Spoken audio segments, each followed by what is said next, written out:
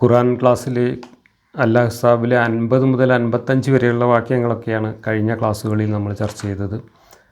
അതിൽ മുഹമ്മദിൻ്റെ വീട്ടിൽ അനുയായികൾ എങ്ങനെയാണ് പെരുമാറേണ്ടത് എന്നതിനെ സംബന്ധിച്ചൊക്കെയുള്ള കാര്യങ്ങൾ വിശദീകരിക്കുന്നതിൻ്റെ കൂട്ടത്തിൽ അത് മുഹമ്മദിനോട് പെരുമാറേണ്ട കാര്യത്തിൽ മാത്രമല്ല എല്ലാവരും അത്തരം മര്യാദകളൊക്കെ പാലിച്ചോളണം എന്ന് പഠിപ്പിക്കാനാണ് ഇങ്ങനെയൊക്കെ ഖുർആനിൽ അവതരിച്ചിട്ടുള്ളത് എന്നൊക്കെ പറഞ്ഞുകൊണ്ട് നമ്മുടെ വ്യാഖ്യാതാക്കൾ അതിനെ ആധുനികവൽക്കരിക്കാനും വെള്ളപൂശാനൊക്കെ ശ്രമിക്കുന്നത് കണ്ടു.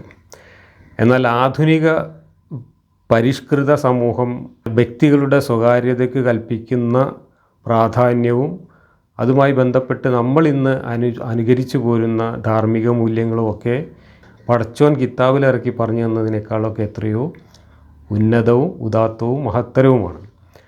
വ്യക്തികളുടെ വീടുകളിൽ പോയിട്ട് അവരുടെ സ്വകാര്യതയിൽ ഇടപെട്ട് അവർക്ക് ശല്യം ചെയ്യുന്നത് മാത്രമല്ല, ഒരു വ്യക്തിയുടെ സ്വകാര്യതയിൽ പൊതു ഇടങ്ങളിൽ പോലും മറ്റുള്ളവർ നുഴഞ്ഞു കയറുന്നതോ ഒളിഞ്ഞു നോക്കുന്നതോ ഒക്കെ വലിയ മര്യാദകേടായിട്ടാണ് ഇന്ന് പരിഷ്കൃത മനുഷ്യർ ലോകത്തെല്ലായിടത്തും കരുതി പോരുന്നത്.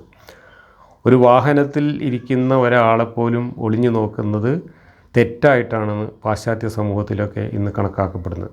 ഒരു പാർക്കിൽ 2 പേരിരുന്ന് ഉല്ലസിക്കുകയാണെങ്കിൽ അവിടെ മറ്റുള്ളവരവിടെ പോയി എത്തി നോക്കുന്നതും അവരെ ഏതെങ്കിലും തരത്തിൽ ഒളിഞ്ഞു നോക്കുന്നതും ഒക്കെ മര്യാദകേടായിട്ടാണ് കാണുന്നത്. അപ്പോൾ വ്യക്തികളുടെ സ്വകാര്യതയ്ക്ക് നമ്മൾ ഇന്ന് വളരെയധികം പ്രാധാന്യം കൽപ്പിക്കുന്നുണ്ട് മനുഷ്യർ, പരിഷ്കൃത മനുഷ്യർ. പടച്ചോൻ ആകാശത്തു നിന്ന് കെട്ടിയിറക്കിയെന്ന് പറയുന്ന പുസ്തകത്തിൽ അത്രയ്ക്കൊന്നും കാര്യങ്ങൾ പറഞ്ഞു തന്നിട്ടില്ല. മറിച്ച് മുഹമ്മദിൻ്റെ വീട്ടിൽ മുഹമ്മദിന് ശല്യം ഉണ്ടാക്കിയ ആളുകളോട് ഇറങ്ങിപ്പോവാൻ അള്ളാഹുവിന് ലജ്ജയില്ല തുടങ്ങിയിട്ടുള്ള വളരെ പരിഹാസ്യമായിട്ടുള്ള കുറേ പ്രസ്താവനകളും വാക്യങ്ങളുമാണ് നമ്മൾ ഇവിടെ കണ്ടത്. എന്തായാലും അത് കഴിഞ്ഞ് 55-ാമത്തെ വാക്യമാണ് കഴിഞ്ഞ ക്ലാസ്സിൽ നമ്മൾ അവസാനം വായിച്ച് നിർത്തിയത്.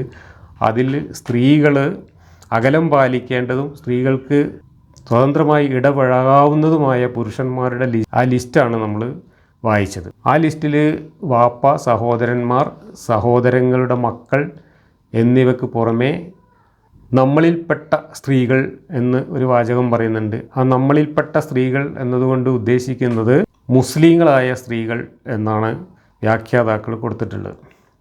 മാത്രമല്ല ഇബ്നു അബ്ബാസ്, ജലാലൈനി തുടങ്ങിയിട്ടുള്ള തഫ്സീറുകളിലൊക്കെ മുസ്ലിങ്ങളല്ലാത്ത ജൂതരും ക്രിസ്ത്യാനികളും ആയിട്ടുള്ള അല്ലെങ്കിൽ മറ്റു മജൂസികളും ബഹുദൈവ ആരാധകരും ഒക്കെ ആയിട്ടുള്ള മറ്റു മതക്കാരായിട്ടുള്ള ആ സ്ത്രീകളെ ഒന്നും അടുപ്പിക്കാൻ പാടില്ല എന്നും അവരിൽ നിന്നെല്ലാം അകലം പാലിക്കണമെന്നും ഹിജാബ് പാലിക്കണമെന്നും വിശദീകരിച്ചതായിട്ട് കാണാം. ഇസ്ലാമിൻ്റെ ഫിഖ് ഗ്രന്ഥങ്ങളിലും കർമ്മശാസ്ത്ര ഗ്രന്ഥങ്ങളിലും നിയമഗ്രന്ഥങ്ങളിലും ഒക്കെ അങ്ങനെ പറഞ്ഞിട്ടുള്ളതായിട്ട് കാണാം. മദ്രസകളിൽ പോലും അങ്ങനെ പഠിപ്പിച്ചിരുന്നതായിട്ടാണ് എൻ്റെ ഒരു ഓർമ്മ. നമ്മുടെയൊക്കെ നാട്ടിൽ മുസ്ലിം സ്ത്രീകൾ വല്ല കുളത്തിലോ പുഴയിലോ കുളിക്കുകയാണെങ്കിൽ അവിടെ അന്യമതക്കാരായ സ്ത്രീകൾ വരികയാണെങ്കിൽ ഇവർ പുതച്ച് നിൽക്കും. കാരണം ഇവരുടെ നഗ്നത ആ സ്ത്രീകൾ കാണാൻ പാടില്ല എന്നാണ്. ഇങ്ങനെയൊക്കെയുള്ള വളരെ വിചിത്രമായിട്ടുള്ള ഇന്നത്തെ കാലത്ത് മനുഷ്യർക്ക് ചിന്തിക്കാൻ പോലും പറ്റാത്ത തരത്തിലുള്ള ധാർമ്മിക മൂല്യങ്ങളൊക്കെയാണ് ഈ മതം ദൈവത്തിൻ്റെ പേരിൽ നമ്മളുടെ മുമ്പിൽ ഇറക്കി വെച്ചിട്ടുള്ളത്. ഖുർആനിൽ ഈ പറഞ്ഞ ലിസ്റ്റിൽ അമ്മാവന്മാരൊന്നും ഇട്ടില്ലതാനും. എളാപ്പ, മൂത്താപ്പ, അമ്മാവൻ തുടങ്ങിയവരൊന്നുമില്ല. അച്ഛൻ്റെ സഹോദരൻ, അമ്മയുടെ സഹോദരൻ ഇവരൊന്നും ആ ലിസ്റ്റിൽ പറഞ്ഞിട്ടില്ല. നോക്കൂ, ഇബ്നു അബ്ബാസിൻ്റെ തഫ്സീറിൽ എഴുതി വെച്ചിരിക്കുന്നത് the women who belongs to their own religion for it is unlawful for a Muslim woman to strip herself of her clothes in front of Jewish, Christian or Magian women. ജൂതരോ ക്രിസ്ത്യാനികളോ മജൂസികളോ ആയിട്ടുള്ള സ്ത്രീകളുടെ മുമ്പിൽ ഒരു മുസ്ലിം സ്ത്രീ അവരുടെ വസ്ത്രം അഴിച്ച് അവരുടെ നഗ്നതയൊന്നും കാണിക്കാൻ പാടില്ല എന്നാണ്. എന്നുവെച്ചാൽ പുരുഷന്മാരുടെ മുമ്പിൽ മറച്ചു വെക്കേണ്ടതുപോലെ തന്നെ അന്യമതക്കാരായ സ്ത്രീകളുടെ മുമ്പിലും ശരീരം മറച്ചു വെക്കണം എന്നൊക്കെയാണ് ഈ ഖുർആൻ വാക്യത്തിൻ്റെ വ്യാഖ്യാനമായിട്ട് എഴുതി വച്ചിട്ടുള്ളത്. അതുതന്നെയാണ് ഇസ്ലാമിൻ്റെ കർമ്മശാസ്ത്ര നിയമപുസ്തകങ്ങളിലൊക്കെ എഴുതി വച്ചിട്ടുള്ളതും മദ്രസകളിൽ പഠിപ്പിക്കുന്നതും. ഇന്നത്തെ കാലത്ത് എത്ര വൃത്തികെട്ട ആശയങ്ങളാണ് സമൂഹത്തിലേക്ക് ഈ മതം പ്രസരിപ്പിക്കുന്നത് എന്ന് നോക്കൂ. ഈ വാക്യം അവതരിപ്പിച്ചതിനെ പറ്റി ഖുർത്തുബിയുടെ തഫ്സീറിലൊക്കെ എഴുതി വെച്ചിട്ടുള്ളത് ഹിജാബിൻ്റെ ആയത്ത് ഇറങ്ങിയ സമയത്ത് ചില വാപ്പമാരും സഹോദരന്മാരും ഒക്കെ പോയി നബിയുടെ അടുത്ത് സംശയം ചോദിച്ചു എന്നാണ്. ഞങ്ങളും ഞങ്ങളുടെ മക്കളുടെ മുമ്പിലും ഞങ്ങളുടെ സഹോദരിമാരുടെ മുമ്പിലുമൊക്കെ ഹിജാബ് പാലിക്കണോ എന്ന് ചോദിച്ചപ്പോഴാണ് പോലും അള്ളാഹു അതൊന്നും വേണ്ട എന്ന് പറഞ്ഞുകൊണ്ട് ഈ ആയത്തിറക്കിയത്. ഇനി നമുക്ക് അടുത്ത വാക്യം 56-ാമത്തെ വാക്യം നോക്കാം. തീർച്ചയായും അള്ളാഹുവും അവൻ്റെ മലക്കുകളും നബിക്ക് സലാത്ത് ചൊല്ലുന്നു. അതുകൊണ്ട് സത്യവിശ്വാസികളെ നിങ്ങളും അദ്ദേഹത്തിൻ്റെ മേൽ സലാത്ത് ചൊല്ലുവീൻ. ഇതാണ് ഈ ആയത്തിൻ്റെ ശരിക്കുള്ള അർത്ഥം. പക്ഷേ എന്തിനാണ് അള്ളാഹു മുഹമ്മദിന് സലാത്ത് ചൊല്ലുന്നത് എന്ന സ്വാഭാവികമായ ചോദ്യം ഒരു സാമാന്യ യുക്തിയുള്ള ആരും ചോദിച്ചു പോകും. മലക്കുകൾ സലാത്ത് ചൊല്ലുന്നു എന്ന് പറഞ്ഞാൽ മലക്കുകൾ അള്ളാഹുവിനോട് പ്രാർത്ഥിക്കുകയാണ് മുഹമ്മദിന് ഗുണം ചെയ്യുക എന്നുള്ളത്. മുഹമ്മദിൻ്റെ മേൽ അനുഗ്രഹം ചൊരിയൂ, മുഹമ്മദിന് നന്മ ചെയ്യൂ എന്നുള്ള പ്രാർത്ഥനയാണ് ഈ സ്വലാത്ത് ചൊല്ലുക എന്ന് പറഞ്ഞാൽ.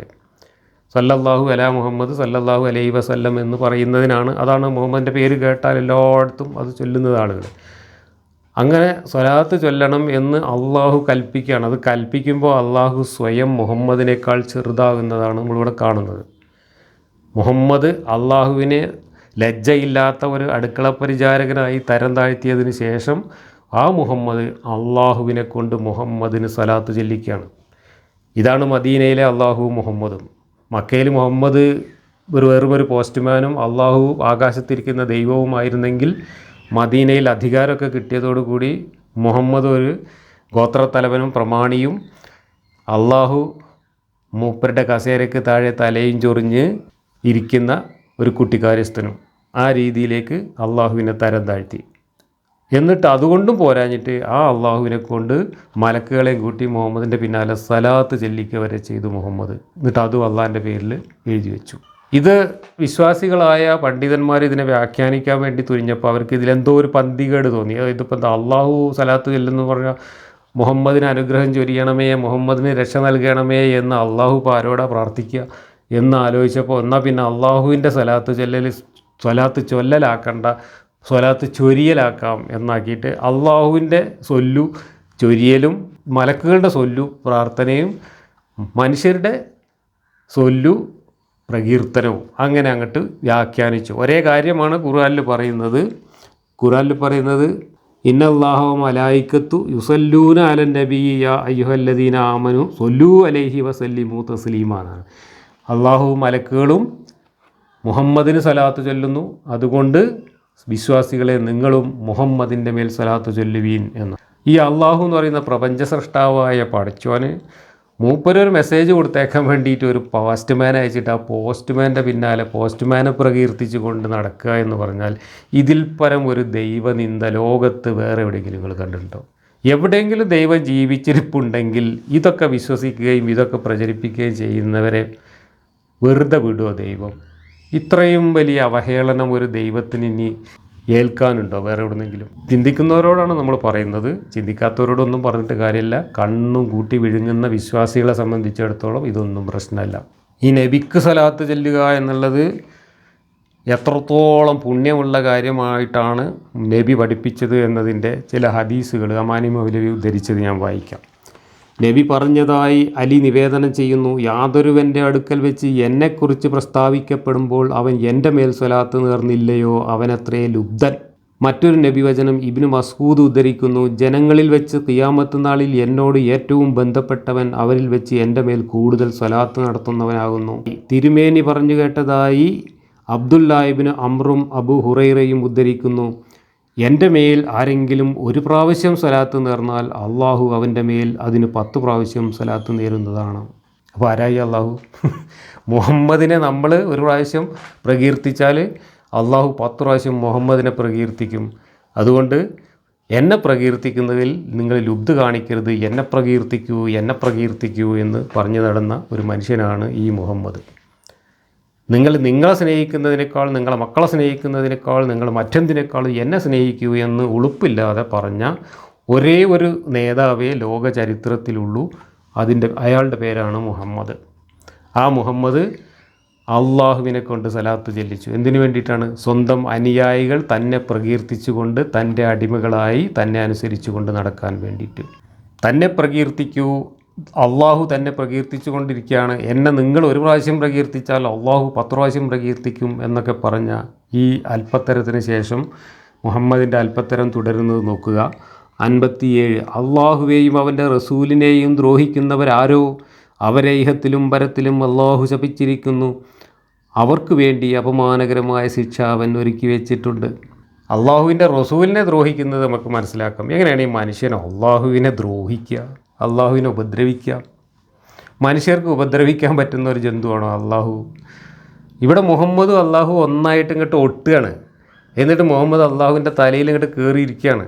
എന്നിട്ട് മുഹമ്മദ് ഈ അള്ളാഹുവിനെ കൊണ്ട് കുഞ്ചിരാമം കളിപ്പിക്കുകയാണ്. എന്നിട്ട് പറയുക, അള്ളാഹുവിനെയും മുഹമ്മദ് റസൂലിനെയും ദ്രോഹിക്കുന്നവരാരോ അവരെ ഇഹത്തിലും പരത്തിലും അള്ളാഹു ശപിച്ചിരിക്കുന്നു, അവർക്ക് അപമാനകരമായ ശിക്ഷ അവൻ ഒരുക്കി വെച്ചിട്ടുണ്ട്. ഈ വാക്യത്തിന് ഈ മുഹമ്മദിനെ ഉപദ്രവിക്കുക എന്നതും അള്ളാഹുവിനെ ഉപദ്രവിക്കുക എന്നതും ഒക്കെ ഇങ്ങോട്ട് വ്യാഖ്യാനിച്ചിട്ട് ഇസ്ലാമിനെ വിമർശിക്കുക, മുഹമ്മദിനെ വിമർശിക്കുക, മുഹമ്മദിനെ പരിഹസിക്കുക, മുഹമ്മദിനെക്കുറിച്ച് എന്തെങ്കിലും അസുഖകരമായ കാര്യങ്ങൾ പറയുക, ഇതെല്ലാം ഈ ഗണത്തിൽ ഉൾപ്പെടുത്തിക്കൊണ്ട് അങ്ങനെയുള്ളവരെയൊക്കെ അള്ളാഹു ശപിച്ചിരിക്കുന്നുവെന്നും അങ്ങനെയുള്ളവർക്ക് ഇഹത്തിലും പരത്തിലുമൊക്കെ അള്ളാഹുവിൻ്റെ ശിക്ഷയാണ് എന്നും, അതുമാത്രമല്ല ഇനി പറയാൻ പോകുന്നത് അങ്ങനെയുള്ളവരെയൊക്കെ ഇവിടെ വെച്ച് തന്നെ ഞങ്ങൾ ശരിപ്പെടുത്തുമെന്നും അവരെ കാണുന്നിടത്ത് വെച്ചിട്ട് അവരെ കഴുത്തു വെട്ടുമെന്നും വരെ പറഞ്ഞു പോകുന്നുണ്ട്. അപ്പം മുഹമ്മദിനെ ആരെങ്കിലും വിമർശിക്കുകയോ പരിഹസിക്കുകയോ മുഹമ്മദ് ചെയ്ത കാര്യങ്ങൾ ശരിയല്ല എന്നാരെങ്കിലും പറയുകയോ ചെയ്താൽ അത് അള്ളാഹുവിനെ ഉപദ്രവിക്കലാണ് എന്ന് അങ്ങോട്ട് വ്യാഖ്യാനിച്ചുണ്ടാക്കിയിട്ട് അതിന് മുഹമ്മദ് അള്ളാഹുവിൻ്റെ വക ശിക്ഷ അവിടെ അങ്ങ് നടപ്പിലാക്കുമെന്ന് ഭീഷണി മുഴക്കുകയാണ് ചെയ്തത്. അപ്പോൾ അള്ളാഹു ആരാണ്? മുഹമ്മദ് തന്നെയാണ്.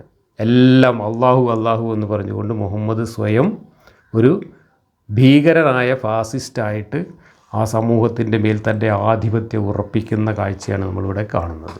ഇനി ഈ വാക്യം ആരെ ഉദ്ദേശിച്ചാണ് അവതരിച്ചത് എന്ന് വ്യാഖ്യാതാക്കൾ പറയുന്നുണ്ട്. അള്ളാഹുവിനെ ഉപദ്രവിക്കുക എന്ന് പറഞ്ഞത് ക്രിസ്ത്യാനികളും ജൂതന്മാരും അവരുടെ മതം വിശ്വസിക്കുക എന്ന അർത്ഥത്തിലാണ് എന്നാണ് എഴുതി വച്ചിട്ടുള്ളത്.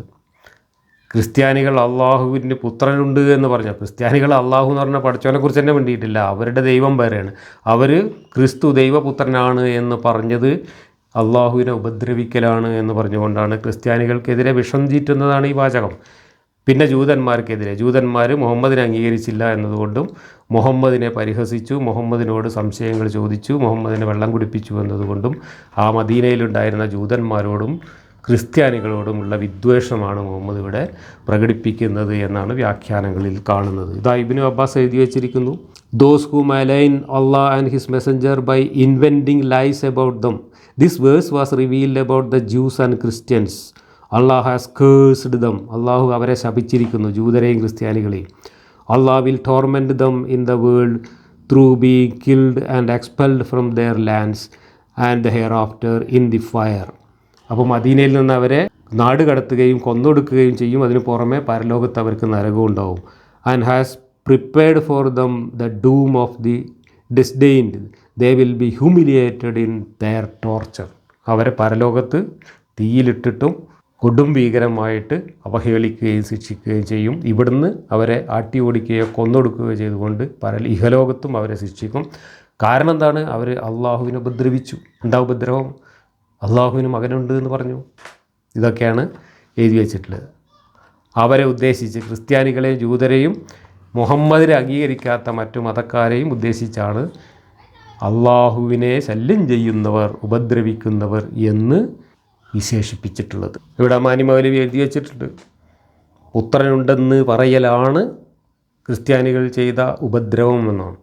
മുഹമ്മദിനെക്കുറിച്ചും മുഹമ്മദിൻ്റെ മതത്തെക്കുറിച്ചുമൊക്കെ എന്തെങ്കിലും തരത്തിലുള്ള വിമർശനങ്ങൾ ഉന്നയിക്കുന്നതാണ് അള്ളാഹുവിനെ ശല്യപ്പെടുത്തൽ എന്ന് കൂറ്റനാട് മുസ്ലിയാരും അമാനി മുസ്ലിയാരും ഒക്കെ എഴുതി വച്ചിട്ടുണ്ട്.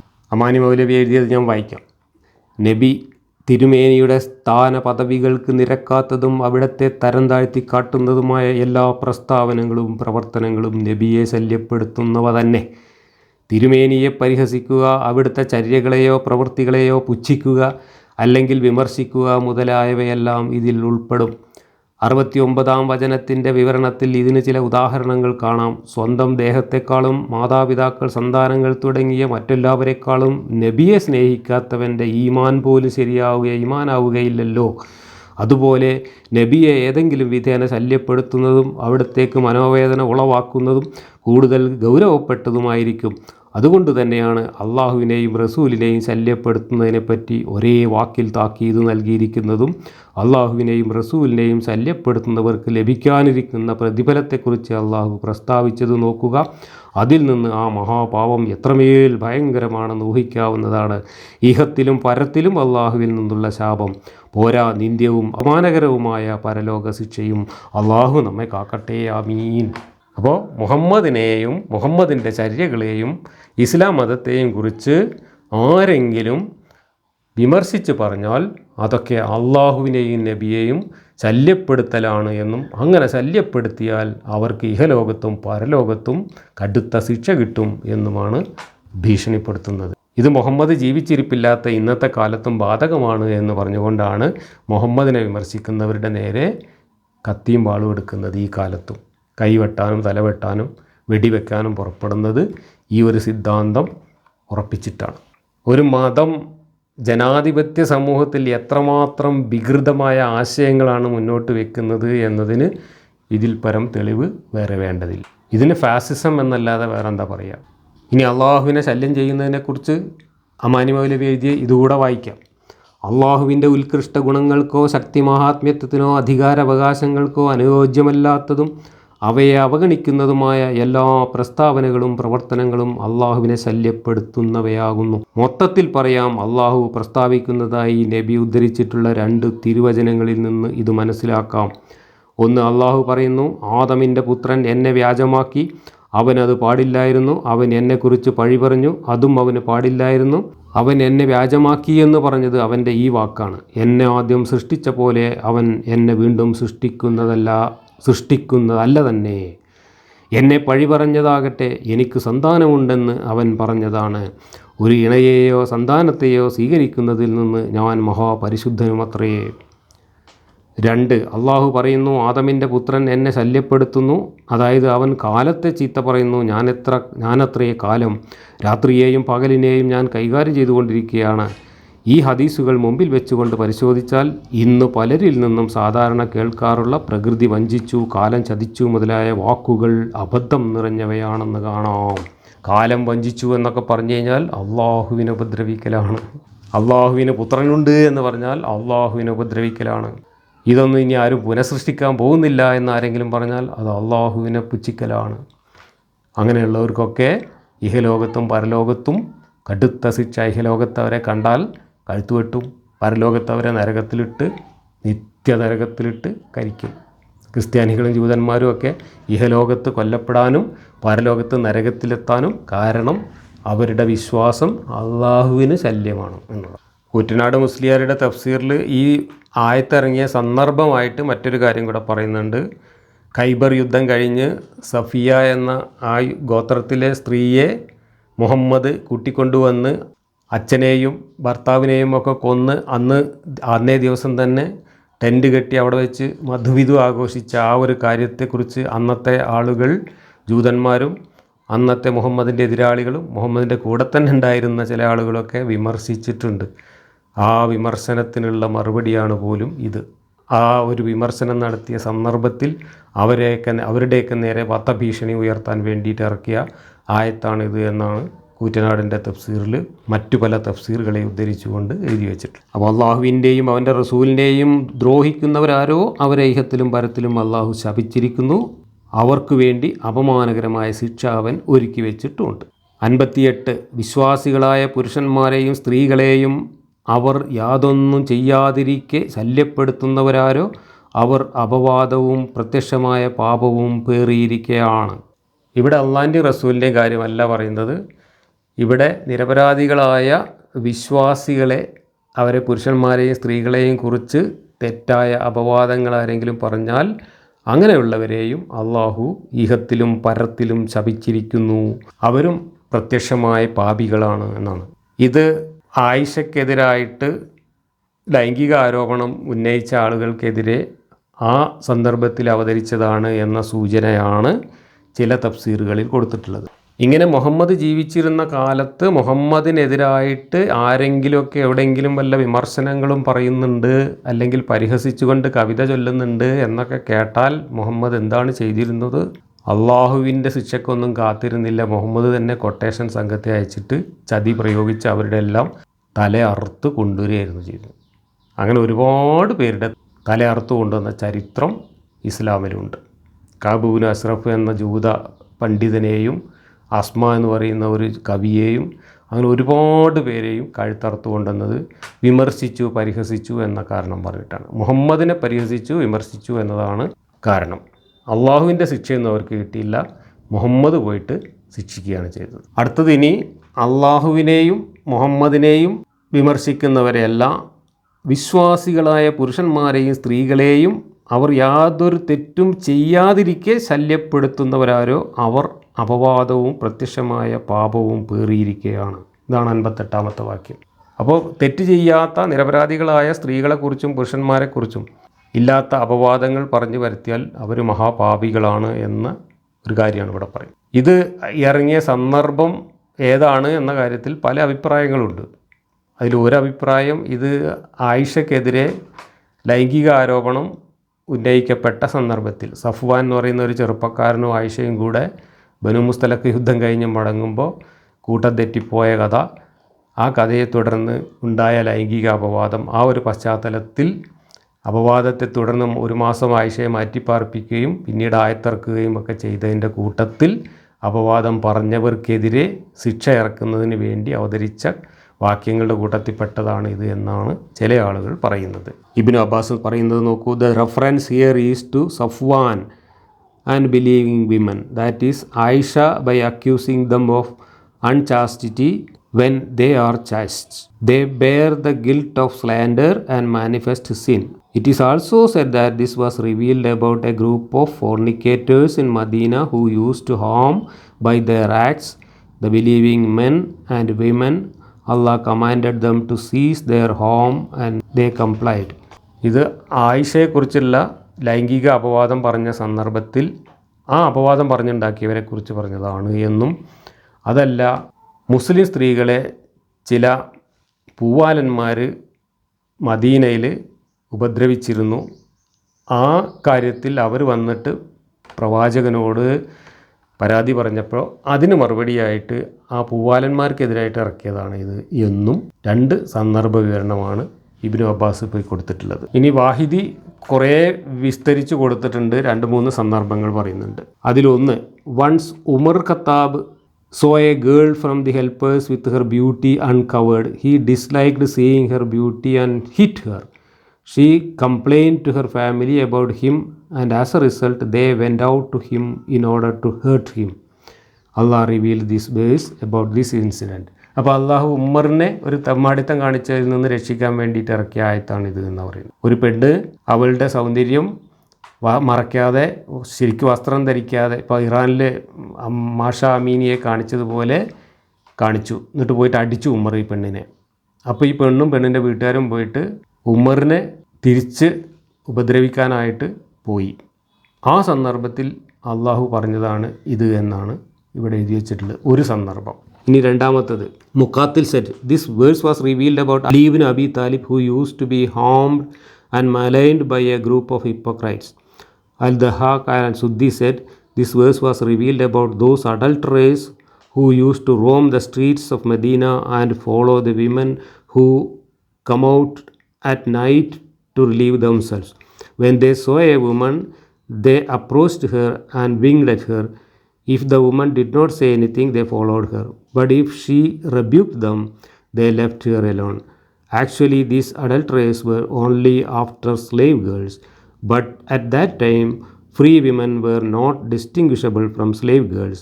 All women used to go out wearing a simmis and a headscarf. The women complained to their husbands, who mentioned the matter to the messenger of Allah, and so Allah revealed this verse. അപ്പോൾ സ്ത്രീകൾ ഷിമ്മീസും മാത്രം ധരിച്ചുകൊണ്ട്, ഒരു സാധാരണ വസ്ത്രം ധരിച്ചുകൊണ്ട് വൈകുന്നേരങ്ങളിൽ ഇരുട്ടായി കഴിഞ്ഞാൽ മലമൂത്ര വിസർജനത്തിനായിട്ട് പുറത്തേക്ക് പോകും. ആ തഞ്ചം നോക്കി പൂവാലന്മാർ ഈ സ്ത്രീകളെ ശല്യം ചെയ്യാൻ വേണ്ടി കാത്തിരിക്കും. അപ്പോൾ എന്നിട്ട് ഈ പെണ്ണുങ്ങളുടെ അടുത്തൊക്കെ പോയിട്ട് ഇവർ കണ്ണും പുട്ടും കാട്ടി അവരെ വിളിക്കും. അപ്പോൾ അവർ അനുകൂലമാണെങ്കിൽ അവരൊന്നും എതിർത്ത് പറയില്ല, അപ്പോൾ അവരെ കൊണ്ടുപോയിട്ട് വ്യഭിചരിക്കും. അതല്ല അവർക്ക് ഇഷ്ടമല്ല എന്നുണ്ടെങ്കിൽ അവർ ഇവരെ ചീത്ത പറയും. അപ്പോൾ അവർ ആ പെണ്ണുങ്ങളെ വിട്ടിട്ട് മറ്റേ പെണ്ണുങ്ങളുടെ പിന്നാലെ പോകും. പ്രത്യേകിച്ച് സ്ലേവ്സ് ആണെങ്കിൽ, അടിമ സ്ത്രീകളാണ് പോകുന്നതെങ്കിൽ നാട്ടുകാരൊക്കെ പിടിച്ചുകൊണ്ടായിട്ട് വ്യഭിചരിച്ചിരുന്നു. അതിന് വലിയ കുഴപ്പമുണ്ടായിരുന്നില്ല. അള്ളാഹ്ക്കും വലിയ കുഴപ്പമില്ല എന്നുള്ളത് തന്നെയാണ് ഇപ്പോൾ ഖുർആനും ഹദീസും ഒക്കെ വായിച്ചാൽ മനസ്സിലാവുന്നത്. സ്വതന്ത്ര സ്ത്രീകളെ ഉപദ്രവിക്കുമ്പോഴേ ഉള്ളൂ ബുദ്ധിമുട്ട്. അതും മുസ്ലിങ്ങളായ സ്വതന്ത്ര സ്ത്രീകൾക്കാണ് ചാരിത്രം വേണ്ടത്. അടിമ സ്ത്രീകൾക്ക് ചാരിത്രമൊന്നും ആവശ്യമില്ല. നാട്ടുകാർക്കൊക്കെ പൂവാലന്മാർക്കൊക്കെ വേണ്ട മാതിരി കൈകാര്യം ചെയ്യാം എന്നാണ് ഇതിൽ നിന്നൊക്കെ വരുന്നത്.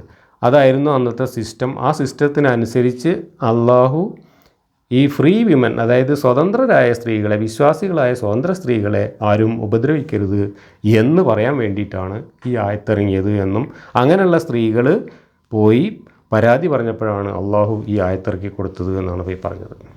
അപ്പോൾ സ്വതന്ത്ര സ്ത്രീകൾ അവർക്ക് ചാരിത്രശുദ്ധിയാണം എന്ന് അവർ ആഗ്രഹിക്കുന്നുണ്ടെങ്കിൽ അവരെ ഉപദ്രവിക്കരുത്. നിങ്ങൾ വേണമെങ്കിൽ അതൊന്നും ആഗ്രഹിക്കാത്ത അടിമ സ്ത്രീകളെ എത്ര വേണമെങ്കിലും ഉപദ്രവിച്ചോളൂ, കുഴപ്പമില്ല എന്നാണ് അള്ളാഹു പറയുന്നത്. ഇനി അടുത്തത് Abu Malik said, the believing women were in the habit of going out at night to relieve themselves, but the hypocrites use to approach and malign them. This verse was revealed about this. The houses of Medina used to be narrow for this reason. Women used to wait until nightfall in order to go out to relieve themselves. The corrupt of Medina also used to go out at night. Whenever they saw a woman with a cover, they said, "This is a free woman," and they left her alone. But whenever they saw a woman without cover, they said, "This is a slave," and tempted her to commit adultery. Allah revealed this verse about this matter. വസ്ത്രം നല്ലോണം ധരിച്ചു പോവുകയാണെങ്കിൽ അതൊരു സ്വതന്ത്ര സ്ത്രീയാണ്, അവളെ വിട്ടാളടാ എന്ന് പറയും. വസ്ത്രം കുറച്ച് കുറവാണെങ്കിൽ അടിമ സ്ത്രീകളാണ് എന്ന് പറയും. അവരെ പിടിച്ചുകൊണ്ടേറ്റ് വ്യഭിചരിക്കും. അങ്ങനെയായിരുന്നു മദീനയിലെ സമ്പ്രദായം. അപ്പോൾ അതിനനുസരിച്ചാണ് അള്ളാഹു ആയത്തിറക്കിയത് എന്ന്. കൂടുതലൊന്നും പറയേണ്ട കാര്യമില്ല. 6-ാം നൂറ്റാണ്ടിലെ ഒരു പ്രാകൃത ഗോത്ര സമൂഹത്തിൽ എന്തായിരുന്നോ ധാർമ്മികത, ആ ധാർമ്മികത ആകാശത്തു നിന്ന് കെട്ടിയിറക്കുകയാണ് അള്ളാഹുവും ചെയ്തത്. ഇന്ന് ഇതൊക്കെ വായിച്ചാൽ നമുക്ക് ഈ അള്ളാഹുവിനോട് പുച്ഛവും അറപ്പുമല്ലാതെ ഒന്നും തോന്നുകയില്ല. പക്ഷേ അള്ളാഹുവിനെ പുച്ഛിച്ചാൽ നമുക്ക് ഇഹലോകത്തും പരലോകത്തും ഗംഭീരമായ ശിക്ഷ കിട്ടുകയും ചെയ്യും. അടുത്തത് 59. നബിയെ, നിൻ്റെ പത്നിമാരോടും പുത്രിമാരോടും സത്യവിശ്വാസികളുടെ സ്ത്രീകളോടും അവർ തങ്ങളുടെ മൂടുപടങ്ങൾ തങ്ങളുടെ മേൽ താഴ്ത്തിയിടാൻ പറയുക. അവർ തിരിച്ചറിയപ്പെടുവാനും അങ്ങനെ അവർ ശല്യം ചെയ്യപ്പെടാതിരിക്കുവാനും അതാണ് ഏറ്റവും അനുയോജ്യമായത്. അള്ളാഹു ഏറെ പൊറുക്കുന്നവനും കരുണാനിധിയുമാകുന്നു. ഇത് ഇപ്പോൾ ഈ പറഞ്ഞത് തന്നെയാണ് സംഭവം. വൈകുന്നേരമായാൽ പെണ്ണുങ്ങൾ അപ്പിയിടാൻ പോകും. കാരണം പകൽ അവർക്ക് പോകാൻ പറ്റില്ല. പകൽ മരുഭൂമിയാണ്, പരന്ന മരുഭൂമിയാണ്, മറയൊന്നുമില്ല. അതുകൊണ്ട് അവർ വൈകുന്നേരമാകാൻ കാത്തു നിൽക്കും. ഇരുട്ടായാൽ പെണ്ണുങ്ങളൊക്കെ അപ്പിയിടാൻ പോകും. പെണ്ണുങ്ങൾ അപ്പിയിടാൻ ഇറങ്ങുന്ന നേരം നോക്കി പൂവാലന്മാരും പുറത്തിറങ്ങും. എന്നിട്ട് ഈ പൂവാലന്മാർ ആ പെണ്ണുങ്ങളെ ശല്യം ചെയ്യും. ഉമ്മറടക്കം ആ പൂവാലന്മാരുടെ കൂട്ടത്തിലുണ്ട് എന്നതിൻ്റെ തെളിവ് ഹദീസുകളിലുണ്ട്. എന്നിട്ട് ഉമ്മർ തന്നെയാണ് മുഹമ്മദിൻ്റെ അടുത്ത് പോയിട്ട് പരാതി പറയുന്നത്. പൂവാലന്മാർക്ക് വലിയ ബുദ്ധിമുട്ടുണ്ട്, മുഹമ്മദിൻ്റെ ഭാര്യമാരും പിന്നെ വിശ്വാസികളായ സ്ത്രീകളും ഒക്കെ ഇങ്ങനെ കാര്യമായി തിരിച്ചറിയാൻ പറ്റാത്ത വേഷത്തിൽ എല്ലാവരും ഒരുപോലെയുള്ള വേഷം ധരിച്ചുകൊണ്ട് പുറത്തിറങ്ങുമ്പോൾ ഞങ്ങൾക്ക് അതിൽ നിന്ന് ശല്യം ചെയ്യാൻ, പൂവാലന്മാർക്ക് ശല്യം ചെയ്യാൻ അർഹതപ്പെട്ട പെണ്ണുങ്ങളെ തിരിച്ചറിയാൻ ബുദ്ധിമുട്ടുണ്ട്. അടിമ സ്ത്രീകളെയും പിന്നെ ചാരിത്രം വേണ്ടാത്ത സ്ത്രീകളെയും ഒക്കെ തിരിച്ചറിയാൻ ബുദ്ധിമുട്ടുണ്ട്. അതുകൊണ്ട് വിശ്വാസികളും നബീൻ്റെ ഭാര്യമാരും ചാരിത്രം വേണ്ടവരുമായ പെണ്ണുങ്ങളോട് നന്നായിട്ട് മൂടുപടം അണിഞ്ഞിട്ട് പുറത്തിറങ്ങാൻ പറയുക. അപ്പോൾ ഞങ്ങൾക്ക് സുഖമാണ്, ഞങ്ങൾക്ക് സൗകര്യമാണ്, പൂവാലന്മാർക്ക് സൗകര്യമാണ് എന്ന് ഉമ്മർ പോയിട്ട് കാര്യമായ ഒരു ഡിമാൻഡ് മുന്നോട്ട് വെച്ച സമയത്താണ് ഈ ആയത്തിറങ്ങിയത് എന്നാണ് ഇതിൻ്റെ സന്ദർഭ വിവരണങ്ങളിൽ കാണുന്നത്. ഇതാണ് പർദ്ദയുടെ ഒരായത്ത് എന്ന് പറയുന്നത്. പെണ്ണുങ്ങൾക്ക് വൈകുന്നേരം അപ്പിയിടാൻ പോകുമ്പോൾ ആ പെണ്ണുങ്ങളെ ശല്യം ചെയ്യാൻ ഇറങ്ങുന്ന പൂവാലന്മാരുടെ സൗകര്യത്തിന് വേണ്ടിയിട്ട്, അവർക്ക് അടിമ സ്ത്രീകളെയും സ്വതന്ത്ര സ്ത്രീകളെയും തിരിച്ചറിയാൻ വേണ്ടിയിട്ടാണ് ഈ ആയത്തിറക്കി കൊടുത്തിരിക്കുന്നത്. അതുകൊണ്ടാണ് ഈ ആയത്തിൽ ഇങ്ങനെ പറയുന്നത്, നിൻ്റെ പത്നിമാരോടും പുത്രിമാരോടും വിശ്വാസികളുടെ സ്ത്രീകളോടും തങ്ങളുടെ മൂടുപടങ്ങൾ തങ്ങളുടെ മേൽ താഴ്ത്തിയിടാൻ പറയുക. അവർ തിരിച്ചറിയപ്പെടാനും അങ്ങനെ അവർ ശല്യം ചെയ്യപ്പെടാതിരിക്കാനും അതാണ് ഏറ്റവും അനുയോജ്യമായത്. തിരിച്ചറിയപ്പെടാനും ശല്യം ചെയ്യപ്പെടാതിരിക്കാനും. തിരിച്ചറിയപ്പെടാൻ വേണ്ടിയിട്ടാണ് മൂടുപടം. അപ്പോൾ എന്താണ് തിരിച്ചറിയുന്നത്? ആളാരാണെന്നല്ല തിരിച്ചറിയുന്നത്. ആളാരാണെന്ന് തിരിച്ചറിയാനാണെങ്കിൽ മൂടുപടം ഇടാതിരിക്കുക വേണ്ടത്, മുഖം പുറത്ത് കാണിക്കുക വേണ്ടത്. ഇവിടെ മൂടുപടം ഇടാൻ പറയുന്നത് തിരിച്ചറിയാനാണ്. എന്ത് തിരിച്ചറിയാനാണ്? ചാരിത്രം ആവശ്യമുള്ള ഒരു സ്വതന്ത്ര സ്ത്രീയാണ് എന്ന് തിരിച്ചറിയാനാണ് ഈ മൂടുപടം. എന്തിനാണ് തിരിച്ചറിയുന്നത്? ചാരിത്രം ആവശ്യമില്ലാത്ത അടിമ സ്ത്രീകൾ വേറെ ഉണ്ട്. ആ അടിമ സ്ത്രീകളെ നാട്ടിലുള്ള പൂവാലന്മാർക്കെല്ലാം വൈകുന്നേരമായാൽ ശല്യം ചെയ്യേണ്ടതുണ്ട്. അവരെയൊക്കെ പിടിച്ചുകൊണ്ട് പോയിട്ട് വ്യഭിചരിക്കേണ്ടതുണ്ട്. അപ്പോൾ ആ വ്യഭിചാരികളായ പൂവാലന്മാർക്ക് അതിന് കിട്ടുന്നവരെയും കിട്ടാത്തവരെയും തിരിച്ചറിയാൻ വേണ്ടിയിട്ട് ഉമ്മർ ആവശ്യപ്പെട്ടതനുസരിച്ച് അള്ളാഹു ഇറക്കി കൊടുത്ത ആയത്താണിത്.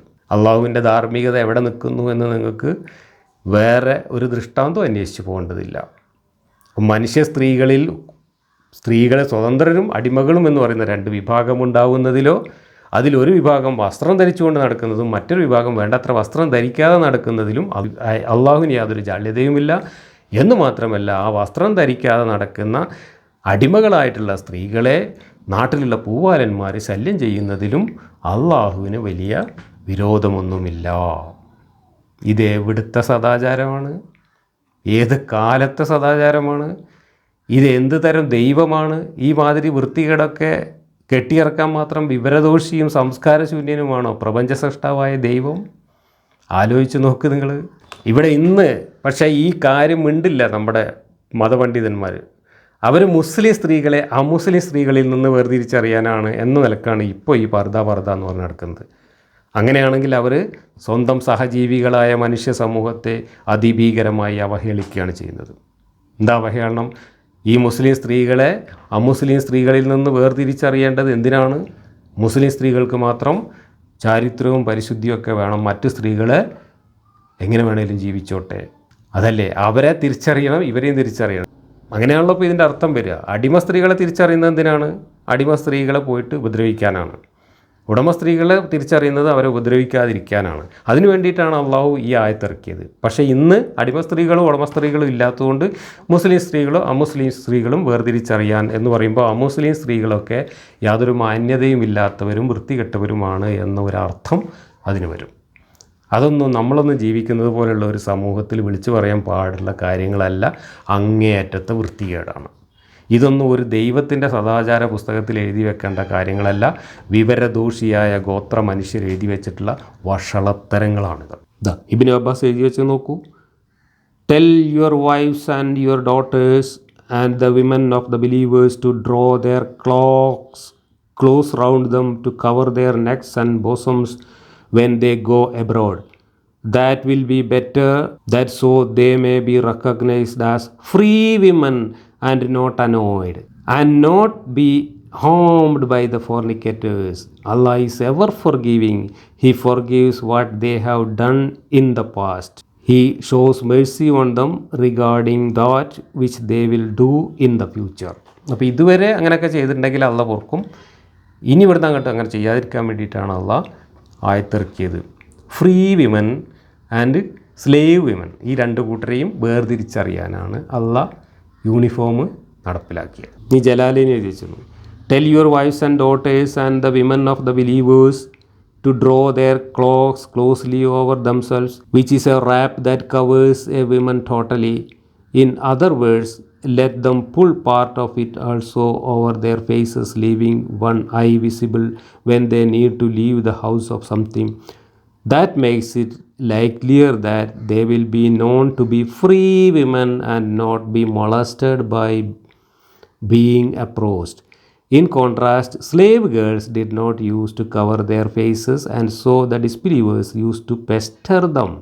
And God is forgiving of any occasion in the past when they may have neglected to cover themselves, merciful to them in his veiling them. അപ്പോൾ അടിമ സ്ത്രീകൾ വസ്ത്രമൊന്നും ധരിക്കേണ്ട ആവശ്യമില്ല, അവരെ നാട്ടുകാർ മൊളസ്റ്റ് ചെയ്താലും കുഴപ്പമൊന്നുമില്ല. സ്വതന്ത്ര സ്ത്രീകളെ വേർതിരിച്ചറിയാൻ അവർക്ക് യൂണിഫോമായിട്ട് ഇറക്കി കൊടുത്തതാണ് ഹിജാബ്.